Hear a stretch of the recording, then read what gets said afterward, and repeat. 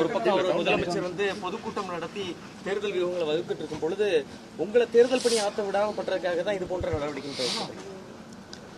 அது அப்படின்னு நான் கருதுறேன். ஏன்னா இப்போ பெரியார் குறித்து பேசுறதுன்னு ஒரு வழக்கு 2 வழக்கு தான். 70-80 வழக்கு போட்டு எல்லா இடங்களிலிருந்தும் அழைப்பானை அனுப்புறதுங்கிறது ஒரு தொல்லை தான். அது கட்டாயம் நேர் நிற்கணுங்கிற போது அது வேற ஒரு வேலை திட்டம் இருக்கும்போது இங்கே வாங்கன்னு ஒரு குறுகிய காலத்தில் கூப்பிடுறாங்க. இப்போ அதுதான் கஷ்டம். இப்போ அது ரொம்ப கடுமையானதாக இருக்குது. இப்போ நீங்கள் இப்போ இந்த இதையே விசாரணை நீதிமன்றம் 3 மாதம் காலம் கொடுத்துருக்கு. அந்த 3 நாளில் விசாரித்து சொல்லணும் அப்படிங்கிறது அவசியம் இல்லைல்ல. அதெல்லாம் நெருக்கடியாக பார்க்குறேன். நெருக்கடி கொடுக்குறாங்கன்னு பார்க்குறேன். கூட்டணி எங்களுக்கு வலுவாக இருக்குதுன்னு முதலமைச்சர் அடிக்கடி சொல்லிக்கிட்டே இருக்காரு. ஆனாலும் ஒரு தேர்தலுக்கு 1 வருடத்துக்கு முன்னே தேர்தல் பணிகளை வேகமாக பண்ணிட்டு இருக்காங்க. திமுகவை பொறுத்தளவு மக்கள் செல்வாக்கு இழந்துதான் இப்போ அவசரப்பட்டு இதெல்லாம் பண்ணிட்டு இருக்காங்க. மக்கள் செல்வாக்கு இழந்தவங்களாம் ரொம்ப நாள் ஆயிடுச்சு. ஏன்னா நீங்கள் அதை எப்படி நீங்கள் புரிஞ்சு கொள்ளணும், அறிந்து கொள்ளணும்னா நான் என்ன நினைக்கிறேன்னா, அவங்க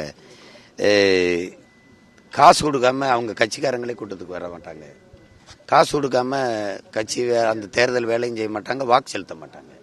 அப்போ செல்வாக்கு இருக்கிறவங்க ஒரு தலைவர் வர்றாரு அப்படின்னா மக்களை முன்கூட்டியே காசு கொடுத்து 200-300 நீங்களே பார்ப்பீங்க. இப்போ வலைவலியெல்லாம் வருது. பதாய் வச்சிருக்கிற பெண்களை நம்ம அப்பா வயசு இருக்க பெரியவங்களெல்லாம் என்னென்னா 200 ரூபா தரேன் நாங்கள் வந்தோம் அப்படின்னு ஒரு குட்டி யானையில் ஆடு மாடுகளை ஏற்றி வர மாதிரி ஏற்றிட்டு இறக்கிடுவாங்க. நானே பல ஊர்களுக்கு போகும்போது ரொம்ப பரிதாபமாக இருக்கும்.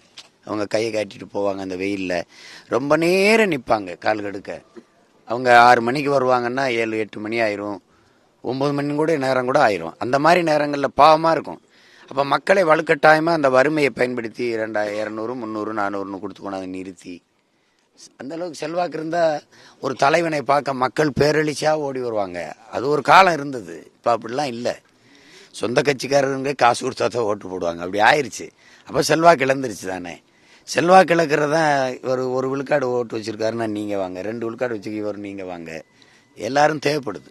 நடிகர் விஜய் விமர்சனம் அதிகமாக பண்ணியிருக்காங்க, உங்களையும் அதிகமாக பண்ணுறாங்க. எனக்கு உங்களுக்கு தெரியும், நான் ரொம்ப நாளாக இதில் கிட்ட 14 ஆண்டுகளுக்கு மேலே அந்த களத்திலே நின்ட்டேன். எனக்கு ஒரு இது புதுசு இல்லை. தம்பிக்கு இது புதுசு. அவர் இப்போ தானே வர்றாரு. இப்போ புதிய ஆற்றல்கள் எதுவுமே வரக்கூடாது, வளரக்கூடாதுன்னு ஏற்கனவே இருக்கிற இந்த திராவிட கட்சிகள் இருக்குது. ஆனால் புதுசாக வர்றவங்க இப்போ இவங்க கிட்ட இருக்க புறையோடி ஒரு அழுக்கு இருக்குல்ல, அதை துடைக்கணும்னு நினைப்போம். அது அவங்களுக்கு பிரச்சனையாக இருக்குது. கேள்வி கேட்போம். கேள்வி கேட்குற தகுதி அந்த உரிமை நேர்மை நம்மகிட்ட இருக்குது, அவங்கக்கிட்ட இல்லை. இப்போ திமுக அதிமுக ஒன்று கேள்வி கேட்டுக்க முடியாது. இப்போ ஊழல் லஞ்சத்தையோ மது ஒழிப்பையோ, பாலியல்னா நீ ஆட்சியில் நடந்திருக்கும்பாங்க, ஊழல்னா நீ செய்யாதம்பாங்க, மதுன்னா நீ விற்கலாம். அதனால அது எதையுமே பேச முடியாது. இப்போ இந்த உரிமை இழப்புகளே இருக்குன்னு வச்சுக்கிறீங்களேன். இவங்க 2 பேர் ஆட்சி காலங்களில் தான் இவ்வளவு இழந்திருக்கோம். இப்போ இந்த என்ன சொல்கிறது, இந்த டிஎன்பிசியில் தமிழ்நாடு தேர்வாணையத்தில் இருக்கிறதுல யார் வேணாலும் தேர்வு எழுதலாம்ங்கிற உரிமை, உதய் மின் திட்டம், இது எல்லாமே இவங்க ஆட்சிகளில் போனது தானே.